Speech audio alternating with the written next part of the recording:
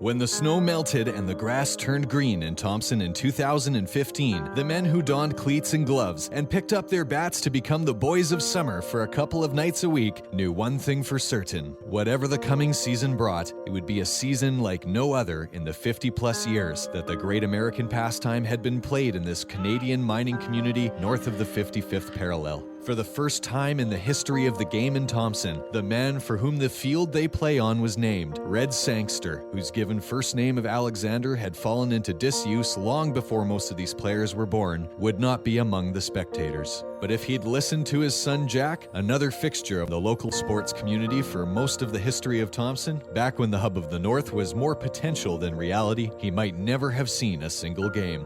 The 16-year-old Jack's first impression of Thompson was not a good one. Well, I stepped off the train in 1961 here. It was July 4th, and 2 days later it snowed 3 inches, and I couldn't believe that. I just turned around and said to Dad, let's go back to French Line. Red didn't listen, and Jack's perspective soon changed when the real cold weather and hockey season arrived. As Graham Buckingham wrote in his comprehensive chronicle of the community's early history, Thompson, a city and its people, the conditions that its hockey pioneers played in were a far cry from the enclosed arenas where youngsters learned to love the game today. Buckingham's first mention of the man who played a role in so much of Thompson's sports history illustrates the gung-ho attitude that made him a legend in his own time. Red Sangster, that well-known local sports enthusiast, was perhaps a little too enthusiastic when he decided to grade the play area of the rink at number 1 school. It was 3 a.m. at the time.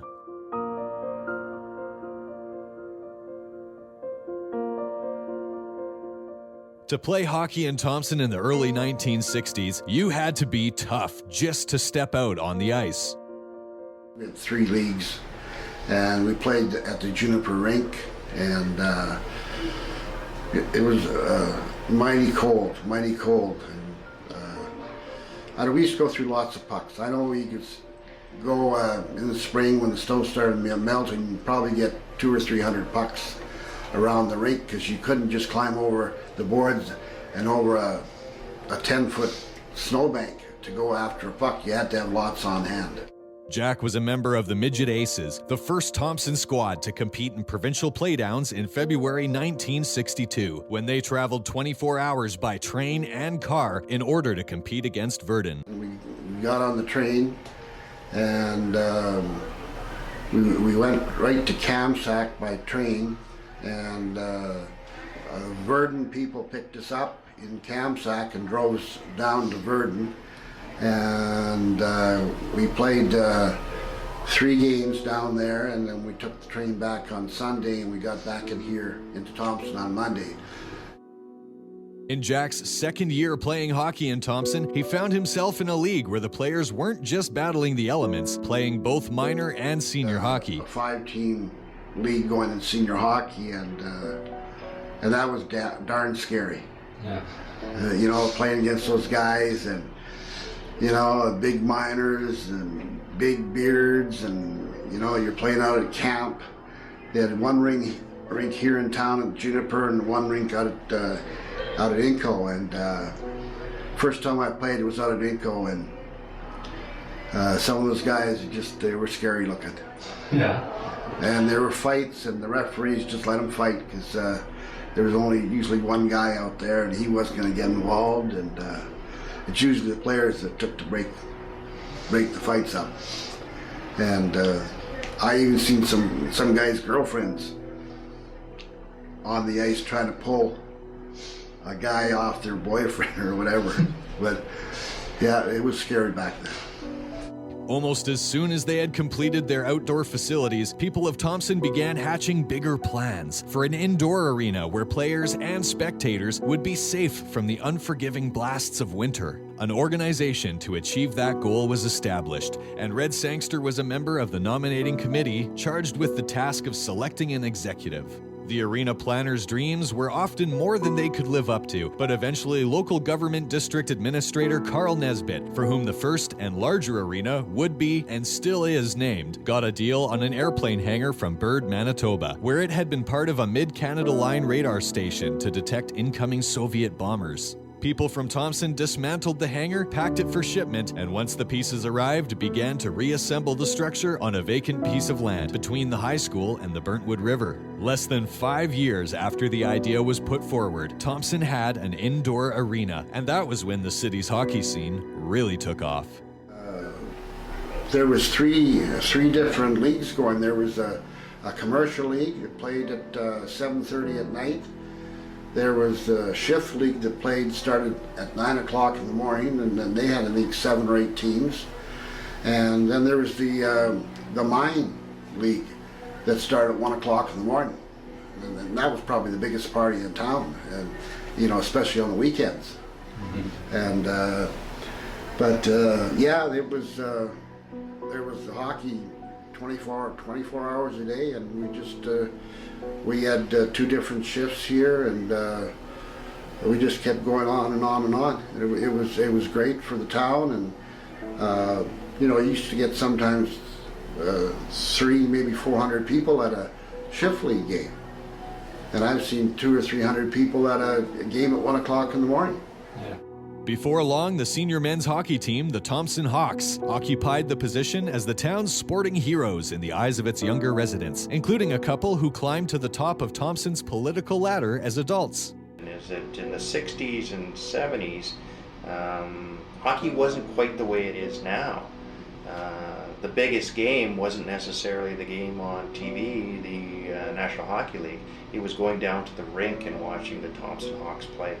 And I vividly remember going into the C.A. Nesbitt Arena, and it would literally be packed to the rafters. Kids standing on some of the steel beams on the sides of the rink and watching the games, and it was just absolutely amazing. And in my day growing up, the idols in town were the Thompson Hawks. It was Alex Sutherland, it was Keith Redmond, it was Jack Sangster, it was Willie McLeod, it was Rex Rideout, all of those guys that Red brought in to our community. And those are the guys that I looked up to and followed. And occasionally, as I got older, got to skate with them at the noon hour luncheon that Mary fed them all at the table at the C.A. Nesbitt, and we would go skate at noon hour. The Hawks' success was due in part to the players that Red Sangster convinced to move to Thompson, like Ron Mimko, who was on strike from the mine in Flin Flon with a baby on the way any moment, when Red made a pitch to him that turned out to be successful. And as Ron found out, when you demonstrated loyalty to Red Sangster, it came back to you in spades. Finally, I come home from work one day and Joyce says, "Oh, I saw this house on Centennial West. Go have a look at it." So anyways, we go over there. Basically, the deal's done. We buy the place. Red lines everything up right away. Okay, you bring your truck, you bring your truck, you bring your truck, and all you guys be at the house at such and such a time. I think we were moved in an hour. We were done. Red was similarly savvy when it came to identifying out-of-town talent to play for his baseball team, the Reds, which he loaded up on in 1968 when it was Manitoba's turn to host the Western Canadian Baseball Championships at the home field of the provincial champions. So he picked us up, and we ended up going through Manitoba, and we hosted the Western Canadas right here, September long weekend. And I think the temperature not got higher than 35 all day.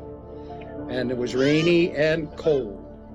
And we ended up losing the final to Stettler, I think it was, 2-1 or something. Very good game. I first ran into Red when I was a young fellow back in the Swan Valley playing ball, and Thompson Reds were in the Polar League, and throughout the seasons we played one another back and forth, and so 68 I guess it was, and I got a phone call from Red and wanted to know if I was interested in coming to Thompson to work and to play ball. So I wasn't quite sure at the time, so time went by. I decided I would come north. And A player for both the Hawks and the Reds, Jack Sangster was 18 years old when he started coaching hockey. As coach of the Thompson midget team in the spring of 1974, his roster included players who would go on to become some of the era's most accomplished Thompson products, including Dennis Fensky, who played in the Western Hockey League and professionally in Europe, as well as spending time with the Canadian national team. Another member of the roster was Kelly Davis, one of the first 6 people, along with Red, inducted into Thompson's Sports Wall of Fame in March 2015, who was drafted by the NHL's New York Islanders and spent time playing in the American Hockey League, the World Hockey Association, and the Central Hockey League. That team won the provincial championship and received a hero's welcome on their return. I'll never forget, we're coming in here by the bus, coming in the back door of the arena, and they had fans in here welcoming us, and they had a band playing for us.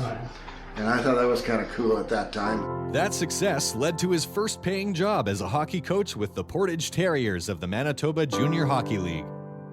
Yeah, we had a pretty good season. We got beat out by the Selkirk Steelers, who went on to win the Centennial Cup. When Thompson was awarded an MJHL franchise for the following season, Jack returned to the Nickel City to lead the Thompson King Miners, named for the mining skills competition that has highlighted the Nickel Days Summer Fair since the 1970s. His tenure lasted 3 seasons until the team folded when Inco began laying off workers and the local economy took a downturn. The coaching bug had taken hold, and Jack headed further afield, traveling to Alberta for an interview with a team in Red Deer that had already filled the position by the time he arrived. Well, I better stop in Tabor here and on the way home and see my cousins, and that's when I found out that Tabor was looking for a coach. Several pots of coffee with the team owner later, Sangster was the coach of the Tabor Golden Sons of the Alberta Junior Hockey League. The first year, we come from 7th place to 3rd, and I was honored by getting the Coach of the Year award. When he returned to Thompson that summer, he found out Bob Strum, general manager of the Western Hockey League's Regina Pats, had called looking for him. He went to Saskatchewan for an interview and then returned to find out he'd gotten the job.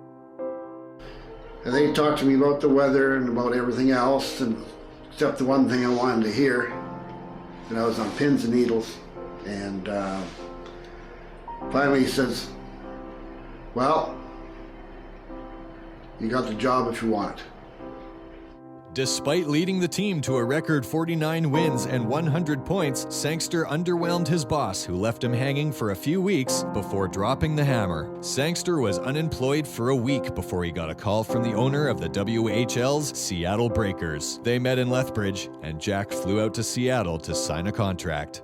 The team, which included future NHLer Ken Danico on its roster, became known as Sangsters Gangsters for their 13 players with 100-plus penalty minutes. And though they finished the 1981-82 season only a few games over 500, it was only their 2nd winning season since the team was moved from Kamloops for the 1977-78 season. Their improvement by 10 wins over the previous season garnered Sangster the Dunk McCallum Award as the WHL's Coach of the Year.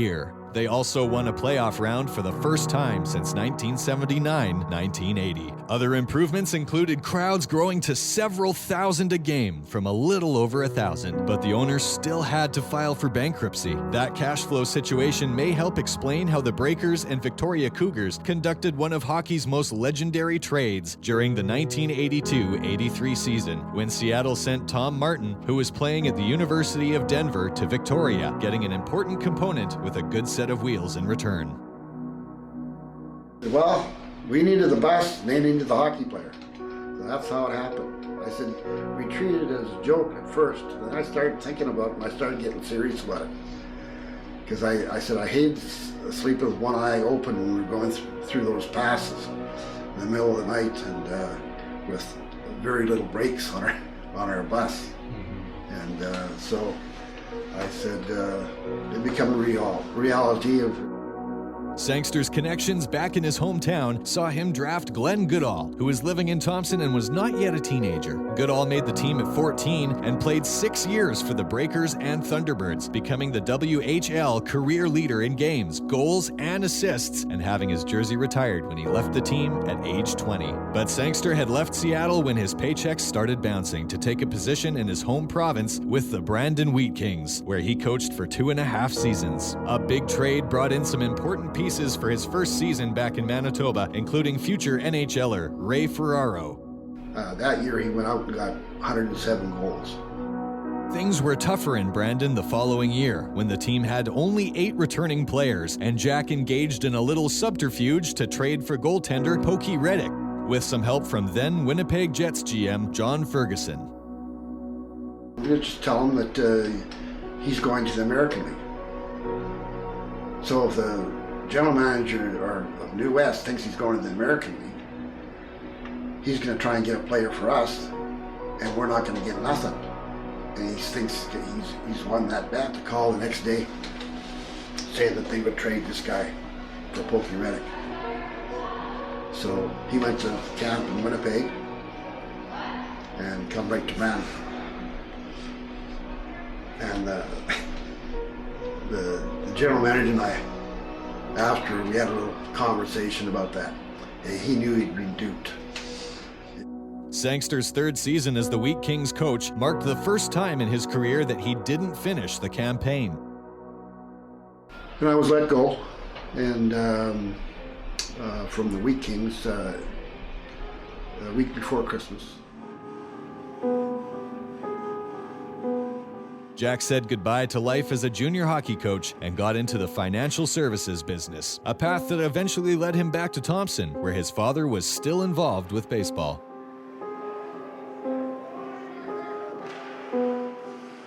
Playing a series with Red one time, and we were just after playing this first round of the playoffs, and then the next round we were playing Red's team. We were a little short on bodies, so I asked Red if we could have another player, and Red said, go get another player. Okay. After all, this is Thompson, we're short bodies, so he said, go get a body. So I went and got this guy by the name of Dirk Hills. He was a fabulous ball player. Red didn't know that at the time. But anyway, I got this guy, and Red usually had his way with us most of the year, but this particular day, this Dirk Hill shows up, and I said, Dirk, you're playing. And he said, Red okayed you, you're in. He said, great, where do I go? I said, you're going on second base, and you're going to be batting cleanup. So that game started, and he cleaned up all right. We hammered the Reds, and he did most of the hitting, and most of the runs batted in was Dirk Hills. Before the next game of the series, Red told Bruce that Hiltz could only play if he was in the outfield and batted ninth. When Hiltz took issue with that, Bruce suggested he take things up with Red. I said, well, you can talk to the old fellow over there. Old Red there said that. Well, Dirk starts to walk across the ball diamond. I was right here, and he was headed towards Red, and he looked at Red, and Red looked at him, and he hollered out, Red, your yellow is showing. Oh my God. Well, Red tore into this dugout here, and I'm telling you, if I hadn't got between them, I would have been burying Dirk Hills right there on that mound. Between the foul lines wasn't the only place where Red had his own unique interpretation of the rules. Another time, he approached a fastball team to do him a favor so that he could collect $200 from someone who had sponsored his baseball team. So he said, Bruce, come on over. I need your team over here. What do you need the team for? He said, I need a picture of Ernie Wright's ball team. Well, we're not Ernie Wright's ball team. We're the Jays. Right here, written on our shirt. He said, well, come on over. We'll get a picture, and I'll give it to Ernie, and I'll get my $200. Well, I said, well, that's a fast one, Red. Okay, let's. You're going to pull this caper? In 2009, a few months after cutting the ribbon on the newly refurbished C.A. Nesbitt Arena, Red Sangster found himself battling City Hall and the provincial government, which, having selected the Recreation Center parking lot as the site for a new University College of the North campus, had plans to construct student housing on the land, occupied by Thompson's only true baseball diamond, built in the 1960s and named after Red Sangster in 1992. But the ballpark's namesake, now 84 years old, had no plans to give in without a fight. Him and Jack got together. Jack did the speaking, but Red did the poking. And he said, no way, they're going to do that to this diamond. Then Mayor Tim Johnston found himself between a rock and a hard place, not wanting to offend a man he had known virtually all his life, while knowing that the new campus would play a vital role in his vision of making Thompson a city whose economy would be able to withstand the ups and downs of the mining industry that was literally its foundation.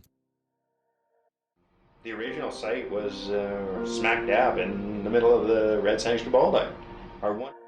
Fortunately for Johnston and the ball diamond, the sentimental and historical significance of the field was not lost on the provincial minister whose department was overseeing the campus construction, Steve Ashton, Thompson MLA from 1981 to 2016, and a city resident since about the time that the ballpark was constructed. And so where bureaucrats might have just seen a baseball diamond, the only real one in the city but still a replaceable facility, key players at two levels of government saw an important historical symbol. We only date back really to the early 60s as a community. And so when you think of that, history is just now becoming really important, right? And I think that Red and the ball diamond was a real connection to the history. I don't know if we kind of hit the point of having heritage buildings yet, and I realize the ballpark isn't a building, but you might call it a heritage ballpark. It's been a key part of Thompson's history since the 60s. From the time that the province chose the Rec Center grounds as the site for the new UCN campus, Johnston had been meeting with the Sangsters to see if they could preserve the diamond or ensure that there was a replacement. Red, myself, and some others, including Jack always, sat down probably at least every 2 to 3 months and had lunch and talked about where it was at and what was happening and what they would like to see. Those meetings not only reinforced Johnston's belief that trying to preserve the ballpark was important, they also gave him the ammunition he needed to bring others to that point of view. Originally, perhaps some of the planners or the designers or the developers looked and said, well, hold on, it's a ball diamond. And I think at the end, because there were so many people sharing those stories about history and about the importance, that I think those people involved in the project really got it. And what became increasingly clear was we didn't need that land to have the campus that we built. The footprint of the campus, the parking, all the facilities worked fine without the ballpark. The process would have been simpler had the Sangsters and their allies been willing to give up the diamond without a fight, but Johnston believes the extra work paid off. The fact that Red and Jack took the time to sit down, I wouldn't say we were always in agreement or we were always on the same page, but I'll tell you this, and I think, in my own opinion, I think it is because of that history, it's because of those relationships that we were able to do that. And of course, no one was happier about the success of the fight than Red Sangster himself. We must have went to at least 25 meetings, Jack and I, to argue over why it should be left. But even at that emotional moment, Red's daughter Brenda's take on the situation showed that her father's blunt-spoken ways had been passed down. The park would not be moved. He was so happy and proud. Brenda watched the news clip and said he was snotting and crying all over you. A few years later, in the shadow of the new campus that was under construction, Red Sangster realized a goal he had been working at for years, to host the Senior Men's Baseball Provincials on his field, which had been the site of the Western Canadian Championships 44 years earlier.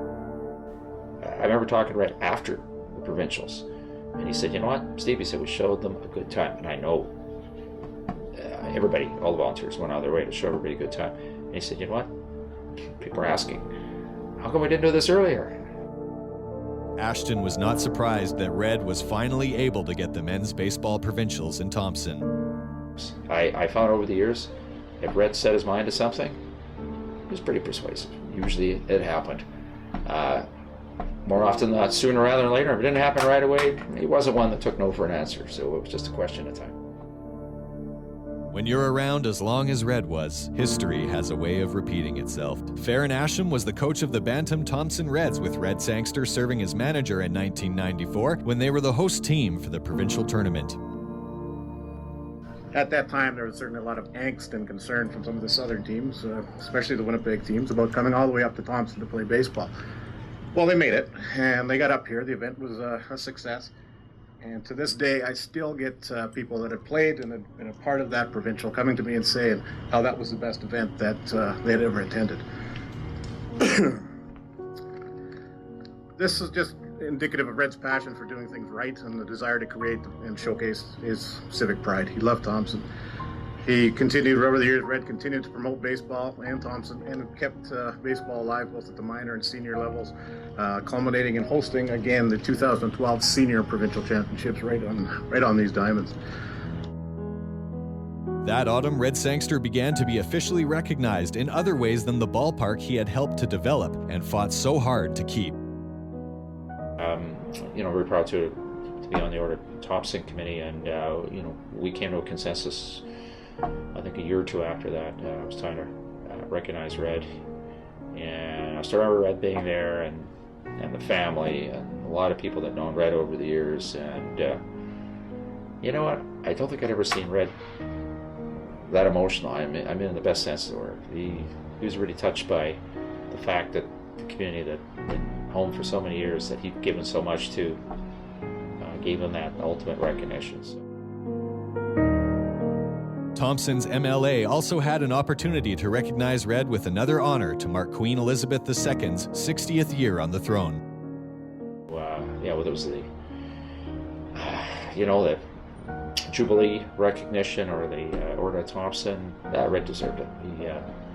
He did a lot. And I don't think there'll be another Red Sangster. I'll tell you, it'd be pretty hard for anyone to match what he did just year over year, decade over decade, building the city of Thompson. He was really one of the pioneers, and he was with us throughout his life. Still contributing right down to his final days. On Red's 90th birthday, he received a very special gift. Outgoing Mayor Tim Johnston and a couple of members of council, including soon-to-be Mayor Dennis Fenske, whose mother Mary Fenske had worked with Red as Assistant Recreation Director, starting about a half a century earlier, squeezed into Red's hospital room to present him with what was his final honor, the key to the city that Red held so dear. Red would have liked his final party, the one that he couldn't attend, and which took the place of a funeral in accordance with his last wishes. And all Dad said to us was, I want everybody to have a free beer and a sandwich. And it has to be at the baseball park. And everybody says that Red was a character. Well, I prefer to think of Red as a man with true character, and I'm very proud to call him like a true friend. He meant a lot to a lot of the people in the community, done a lot for the community, and he'll be sorely missed. Another thing, I loved Red because him and Mary were just like a second set of parents to me. He was a great guy, and I enjoyed coming up here to play baseball. Once again, I can't thank Red enough for making that phone call. I'm very happy with the way things have turned out. I've had a great life here, and I'm still here. Red and I worked together for many, many years, building a foundation for recreation. He always had my back, and I like to think that he knew I had his. Many were the politics that were involved, but the recreation facilities and the department that you have today are the result of one man's passion and determination, and that one man is Red Sangster. I want to close with a poem, and I've changed the words. The arenas are beautiful, big and neat. He has kept his promises and earned his sleep. Goodbye, old friend. Rest in peace.